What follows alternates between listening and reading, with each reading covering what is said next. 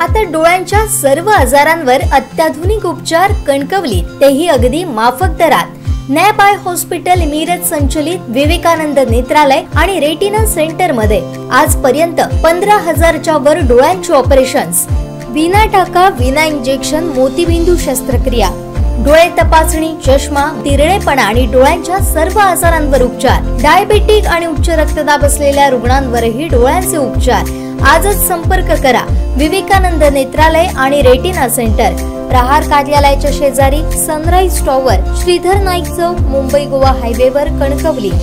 तुळस गावातील भक्तांचं श्रद्धास्थान असलेल्या श्रीदेव जयतीर उत्सवाला दर्शनासाठी सकाळपासूनच रांगा लागल्या। अनेक मान्यवरांनी जयतीर चरणी नतमस्तक झाले। शिवसेना पदाधिकाऱ्यांनी श्रीदेव जयतीराचं दर्शन घेतलं। शिवसेना जिल्हा समन्वयक सचिन वालावलकर, तालुका प्रमुख नितीन मांजरेकर, शहर प्रमुख उमेश येरम यांच्याशी संवाद साधलाय आमचे वेंगुर्ला करेस्पॉन्डंट दीपेश परब यांनी।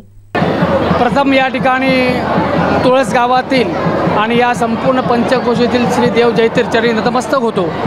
दरवर्षीप्रमाणेच याही वर्षी सर्व भागातील, कोल्हापूर असतील, पुणे असतील, मुंबई असतील, गोवा असतील, सर्व भागातून या देव जयतीराच्या ठिकाणी सर्व भाविक येतात।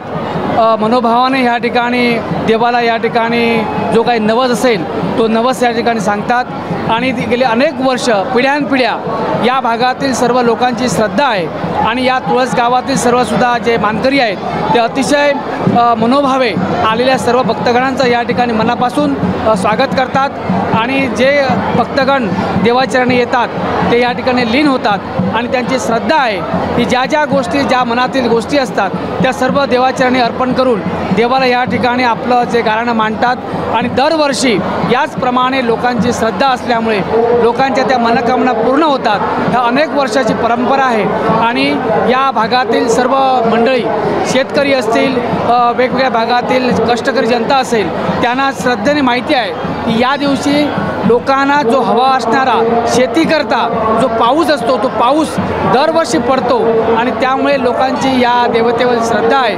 दरवर्षी याचप्रमाणे लोक भाविक या ठिकाणी येऊन या देवस्थानचं, या मानकऱ्यांच्या ज्या काही गोष्टी असतील त्या परिपूर्ण करण्यासाठी श्रद्धेने लोक येतात। याबद्दल मलासुद्धा अतिशय आनंद आहे आणि आलेल्या सर्व भाविकांचं मी या ठिकाणी मनापासून स्वागत करतो आणि लोकांच्या मनोकामना पूर्ण होत अशी देव जयतीरने प्रार्थना करतो।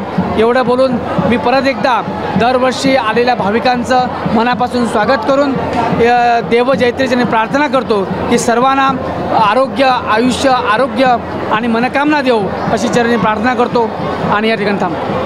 काय सांगाल, तुम्ही पण दर्शन घेतलेलं आहेत आणि या भागातील आमदार दीपक केसरकर यांचीसुद्धा खूप श्रद्धा आहे श्रीदेव जयतीरवर, काय सांगाल? खरं तर दीपक केसरकर साहेबांची ह्या भागावरती सुद्धा अतिशय सर्व लोकांवरती खूप मोठं प्रेम आहे आणि ह्या देवतेवरती, जयतीर देवतेवरती फार विश्वास आहे। येणाऱ्या काळात दीपक केसरकर साहेब यांनासुद्धा राजकीय वाटचालीसाठी या भागातील लोकांनी खूप सहकार्य आत्तापर्यंत केलेलं आहे।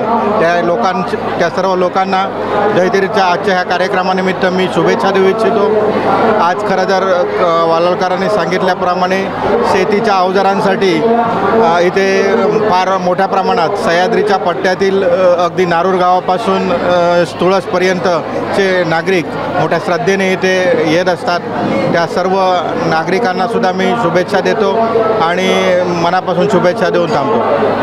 खरं तर शेतकऱ्यांचा बळीराजाचा हा उत्सव असा म्हटला जातो आणि जयतीराचा उत्सव आणि पाऊस याचं समीकरण वेगळंच आहे आणि याबद्दल काय सांगा? सिंधुदुर्ग जिल्ह्यातील वेंगुर्ला तालुक्यातील तुळस या गावात आज जयतीर उत्सव मोठ्या प्रमाणात साजरा होत आहे आणि या उत्सवासाठी आम्ही सर्वजण या ठिकाणी तुळस गावामध्ये आलेलो आहोत।